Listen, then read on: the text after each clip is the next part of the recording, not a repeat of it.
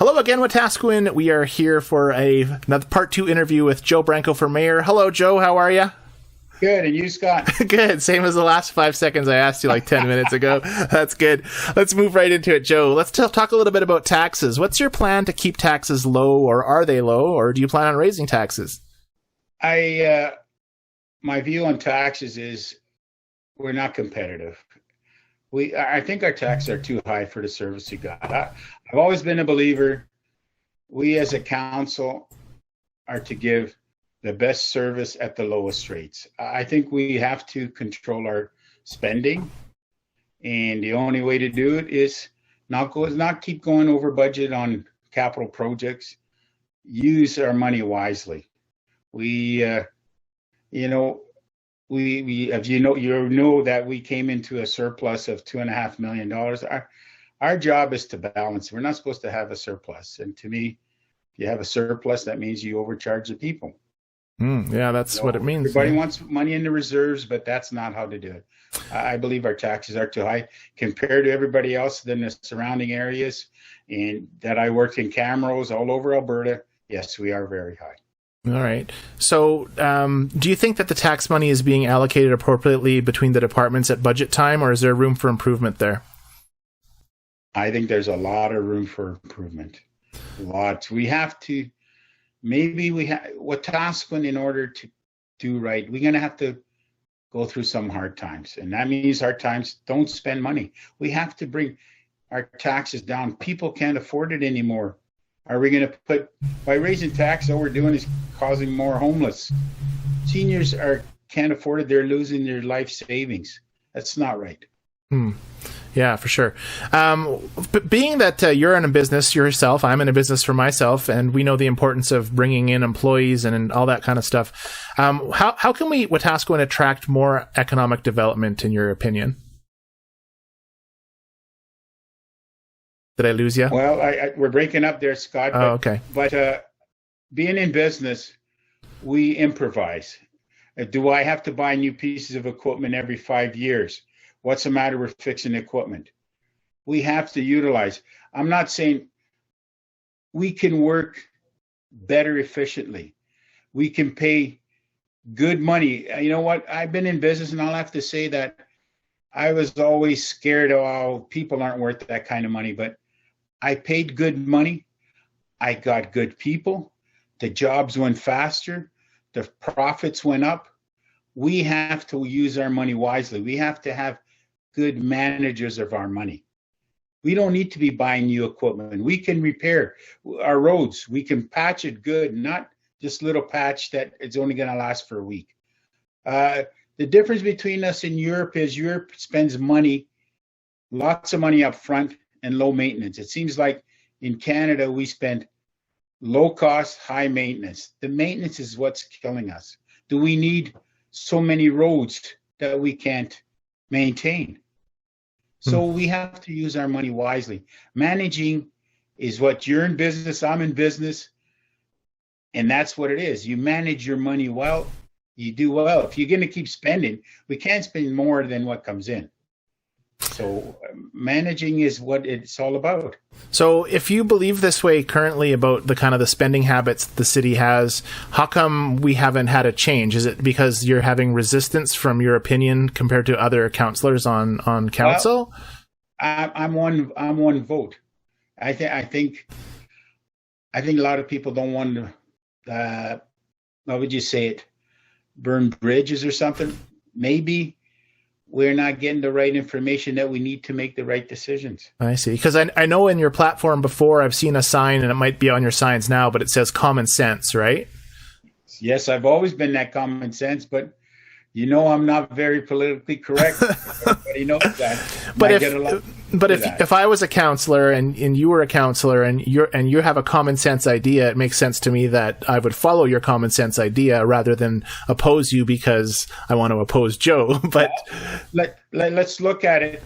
Why aren't our locals doing our work? Our locals have done our work for 40 years. Now we have everybody out of the city doing our work. That means that money is not being spent in our community to make it grow. Let's shop local. It's not just a word to say shop local. Let's do it. So do the councillors not believe you right now, Joe? Like, I don't understand. Like, if this has been your message. I think we have different. I'm one of the only few. Well, me and the other councillors, there's two of them that are business minded. I see. So we know what it's like. We see things. We vote. We vote 4-3. So if we get defeated, we have to follow as a team. We have to go. That's what it is in Canada. We have democracy. I may not agree with what they're doing, but if I get outvoted, I have to play as a team. Sure. We'll talk a little bit more about current council in a little bit. Let's move on to services. Do you think that Wetaskiwin has any services that you think we should cut?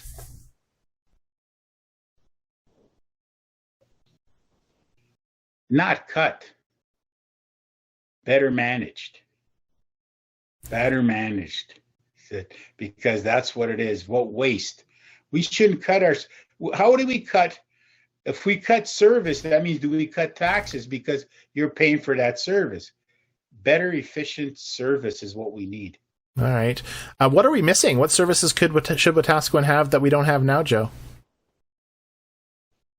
I don't know. That's a very tough question. Services, what, to the public? Yeah, like, so there's been talk for example, I've heard this rumor on transit system throughout different communities from Wetaskiwin to Leduc, or just the service that Wetaskiwin could have that we don't. There's lots of different...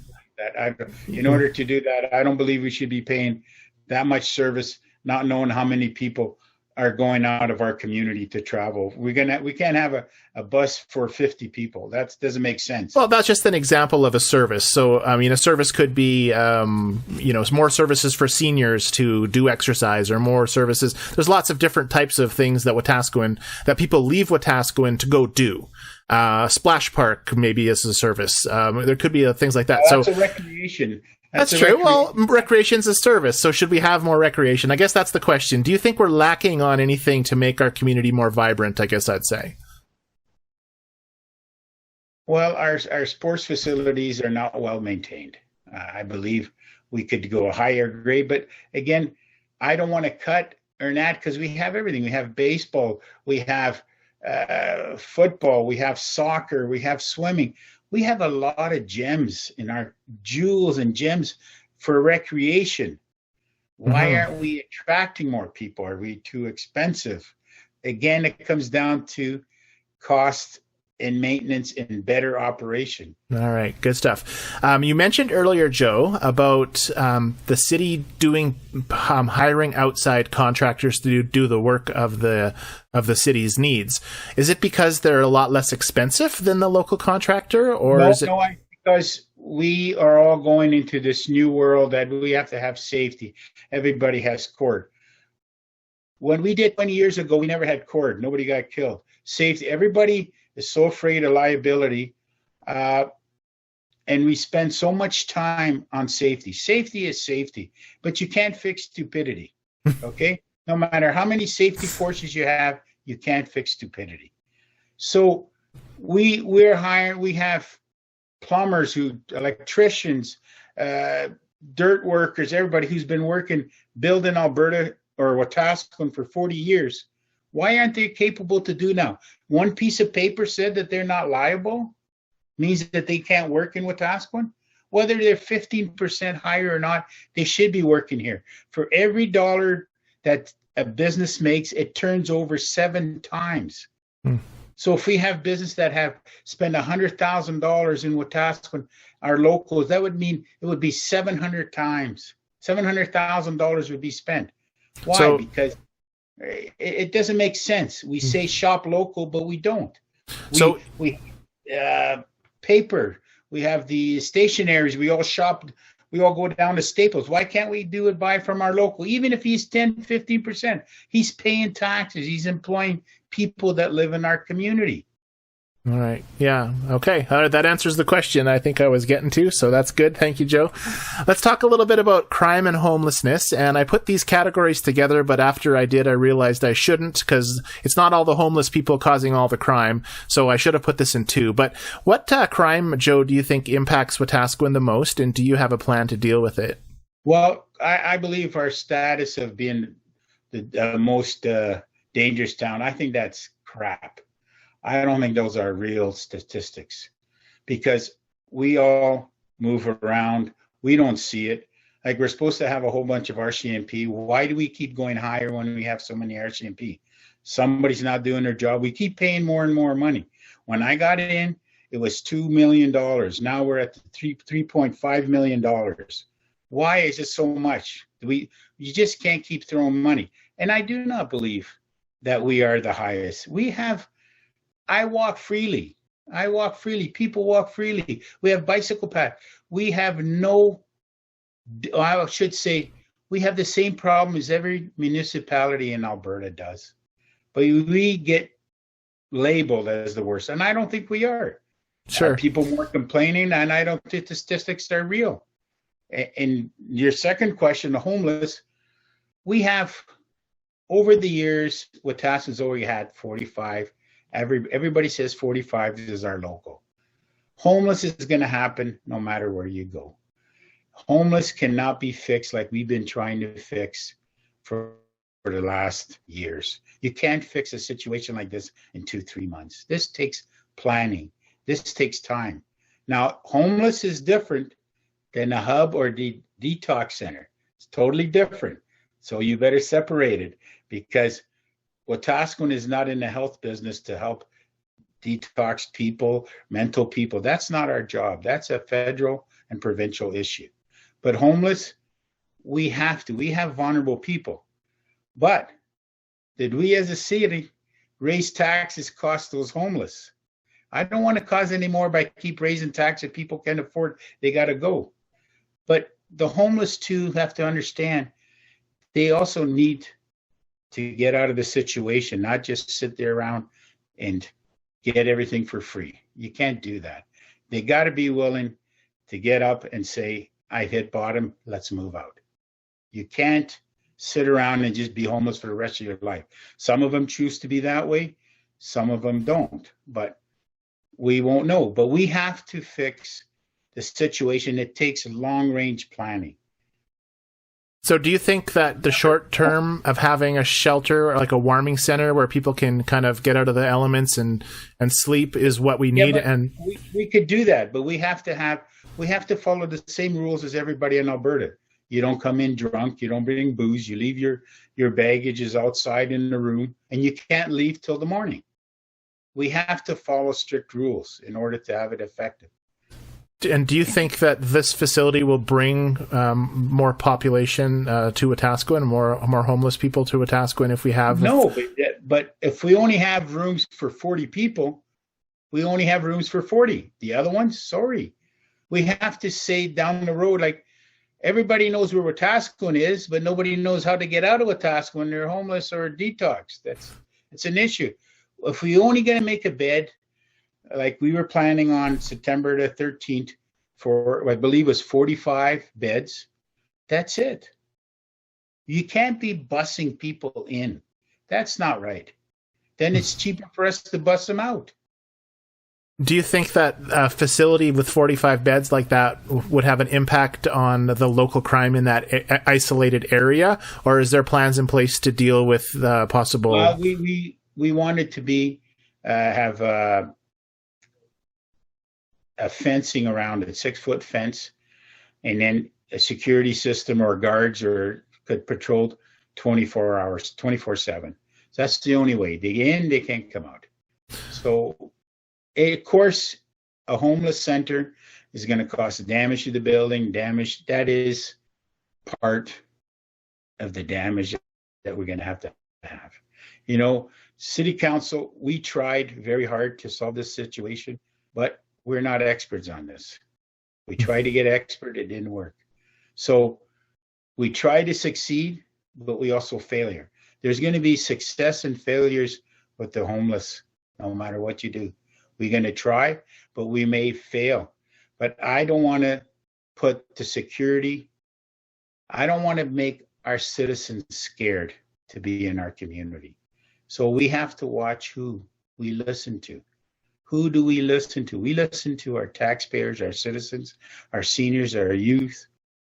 They're also vulnerable to the vulnerables.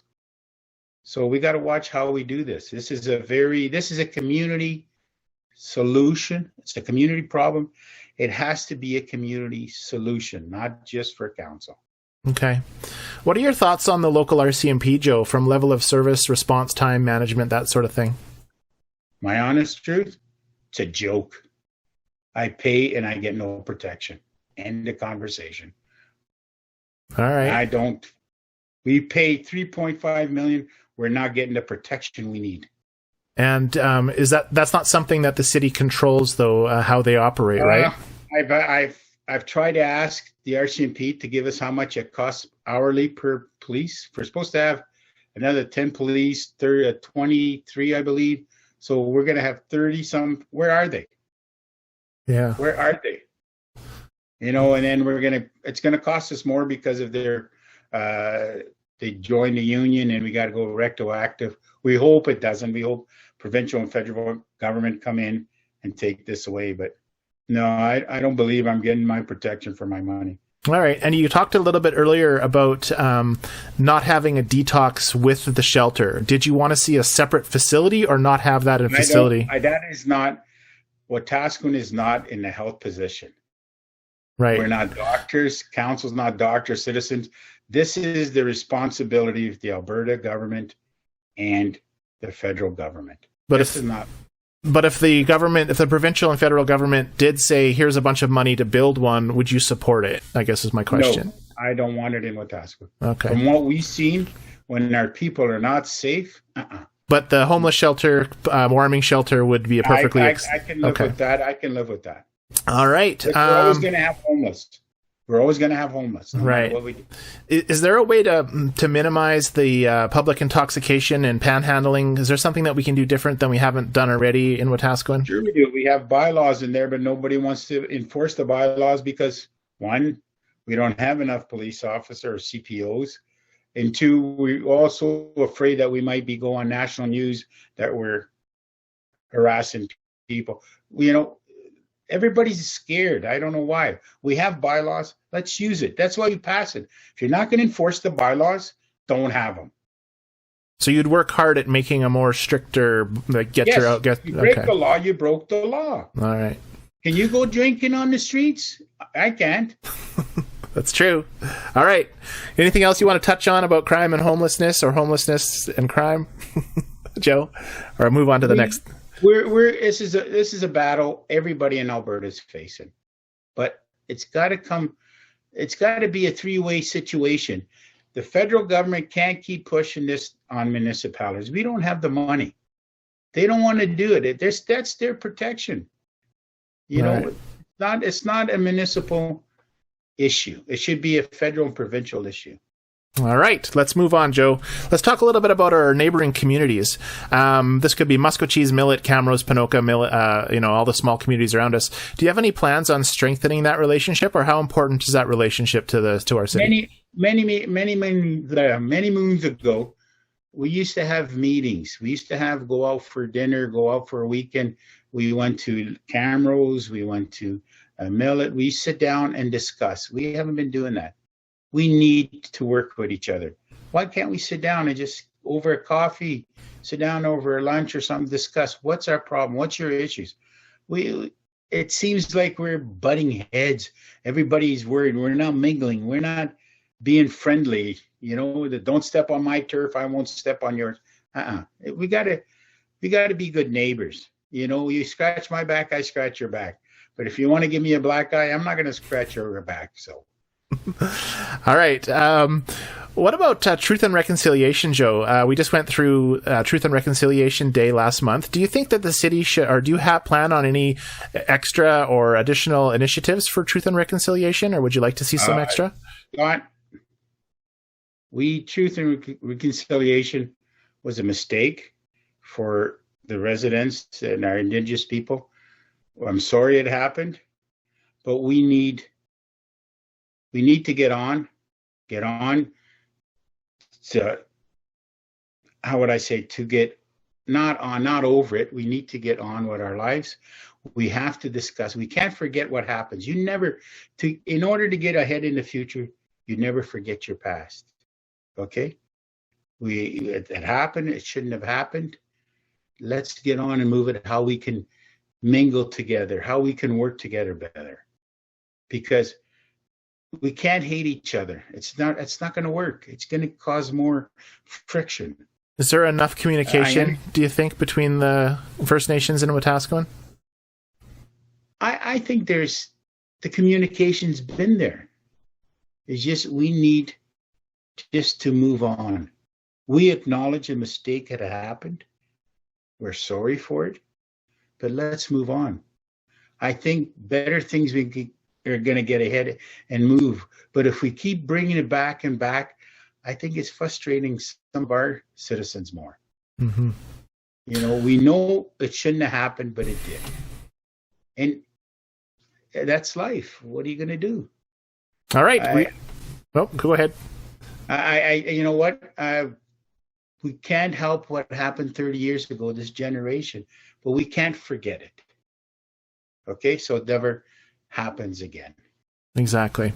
All right. On to current council. Joe, what, if anything, is the current council getting right? And this isn't specific council members, it's the decisions that come out of the meetings. What are we getting right, Joe?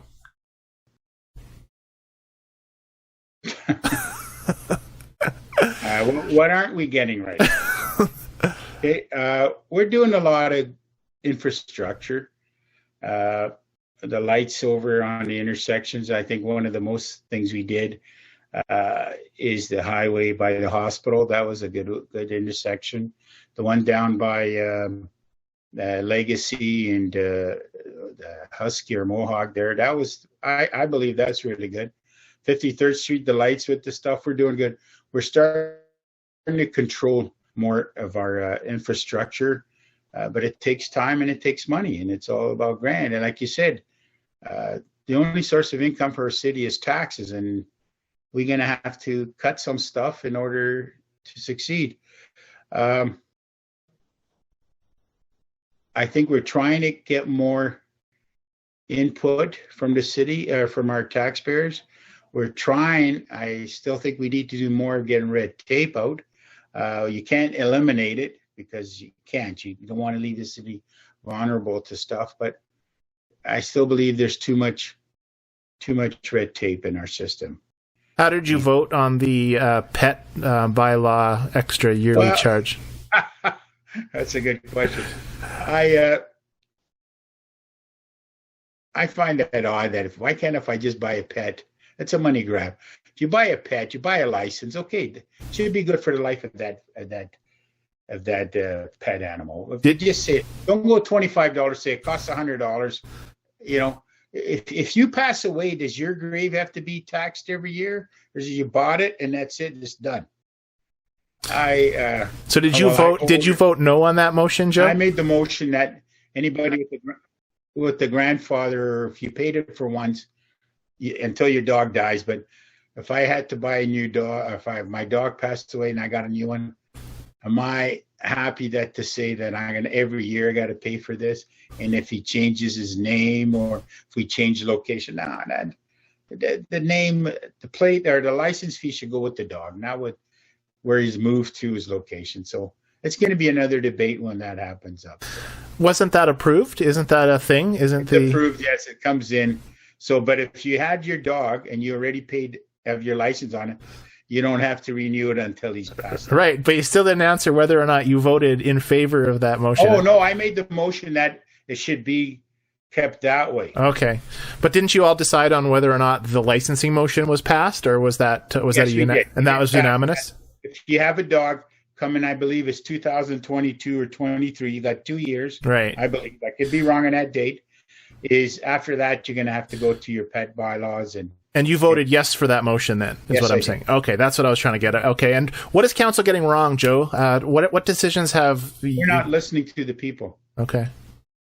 We need more communications, but I'm always going to be hot politically, but a lot of the problems, we don't know what the problem is. The people don't tell us the problem. We heard with the tent city, there's an uproar. We listened. At least I did, try to listen to them and try to understand them.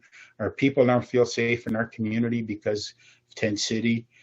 When you have citizens who can't walk or are afraid to walk, there's something wrong. We're not listening to the people. Protection of the people's got to be number one.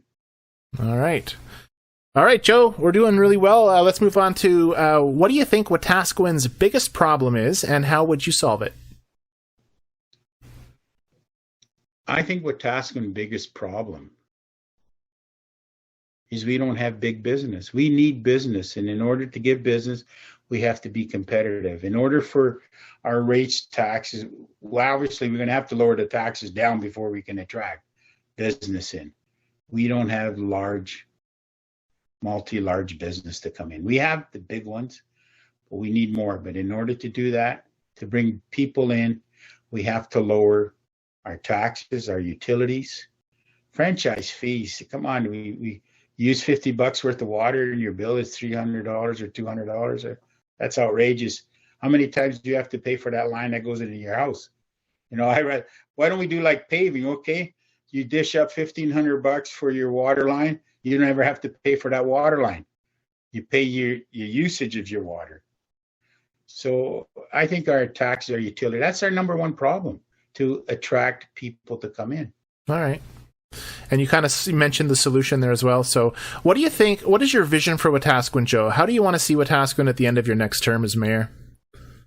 I like to see Wetaskiwin. We have beautiful gems in our community. We have a great by the lake park. We got good pathways, bicycle paths. We have a recreation facility second to none. And we have a good recreation. We have a good little community. But the other thing I have to say to Wetaskiwin, and I hope, as much as we are where we're at, we have the airport. There's our number one jewel, I think, is our airport. We need to promote that, promotion of our Wetaskiwin. But we in Wetaskiwin have to realize one thing. We are a bedroom community.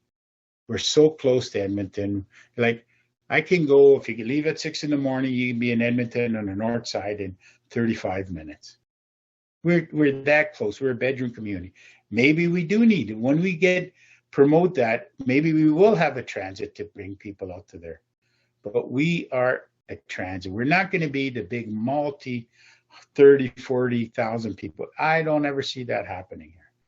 We're an agriculture community, a bedroom so close to Camrose, we can go shopping in Camrose, we can go here, but we need businesses, and we ain't going to attract it when our taxes are high. Mm-hmm. If you had access to, this is kind of a fairy tale question, Joe, but if you had access to unlimited resources, what's kind of the first few things you fix about Wetaskiwin or put money toward in Wetaskiwin if you had just a bunch of money to spend that was unlimited and free? Well, promoting Wetaskiwin as a viable, safe community. Our roads are they're decent, but I would like to see our airport expand. Recognition. We have the Ram Museum that brings national, international.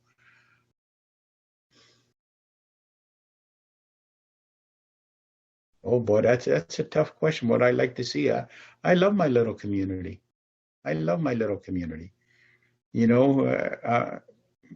to shop, so I do. I don't need to go to Edmonton to get anything.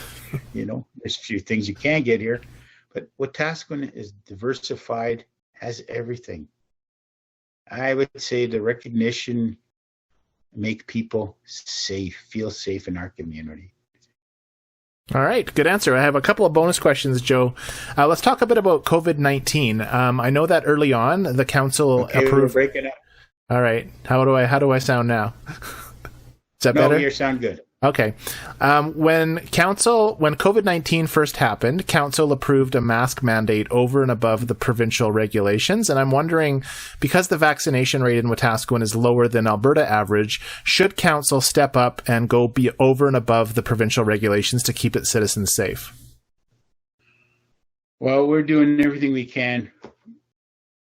What the regulations are, the provincial government does. But COVID, oh boy, that's a tough question because I'm a diabetic, so I have my 2 shots. I have to have COVID. I love to travel.